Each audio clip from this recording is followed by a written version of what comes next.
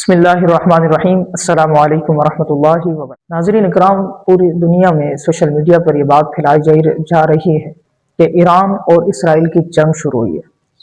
آپ کو پتہ ہے اسرائیل پہلے سے ہمارا دشمن بن چکا ہے، جبکہ فلسطین پر اور خاص طور پر ان مسلمانوں نے ظلم کیا ہے۔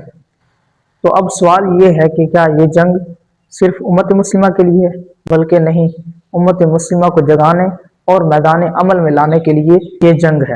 اور اللہ تعالیٰ نے ارشاد فرمایا، میں اس قوم کی حالت اس وقت نہیں بدلتا جب تک وہ قوم اپنی حالت خود نہ بدلے۔ ہمیں اپنی حالت خود بدلنی ہوگی۔ اسی بات پر اب دیکھا جائے، جیت ہمیشہ مسلمانوں کی ہوتی ہے، اور جو کلمہ پڑھنے والے ہیں، اور نبی پاک صلی اللہ علیہ وسلم نے یہ بھی ارشاد فرمایا کہ اگر کوئی شخص دین کو چھوڑ دے اور جہاد کو چھوڑ دے تو اللہ تعالیٰ اس پر عذاب مسلط کرتا ہے۔ یعنی تو اسی لیے جنگیں کیوں آتی ہیں؟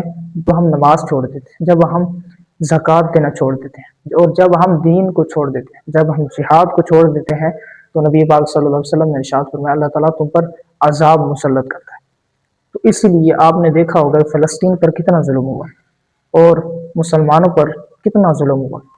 تو اسی لیے جو میدان عمل میں ہیں ان سب کے لیے دعا کریں، اللہ تعالیٰ انہیں فتح نصیب فرمائے۔ جو جہاد پر نہیں جا سکتے، جن کے پاس طاقت نہیں ہے، تو نبی پاک صلی اللہ علیہ وسلم نے ارشاد فرمایا مومن کا سب سے بڑا ہتھیار اس کی دعا ہے۔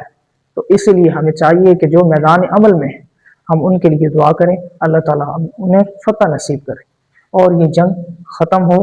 اور جو ہمارے دشمن ہیں، اللہ تعالیٰ نے فرمایا یہود و نصارہ تمہارے دوست نہیں ہو سکتے۔ تو علامہ اقبال رحمۃ اللہ علیہ یہ بھی فرماتے ہیں کہ امتحان ہمیشہ حق والوں کا ہے، اور جو حق پر ہیں وہ جیت جائیں گے۔ اللہ تعالیٰ ان سب کو فتح نصیب کرے۔ اگر آپ نے ہمارے اس اسلامی چینل کو سبسکرائب نہیں کیا تو ابھی سے سبسکرائب کر لیں، تاکہ ہر بنانے والی ویڈیو آپ تک پہنچ سکے۔ جزاک اللہ۔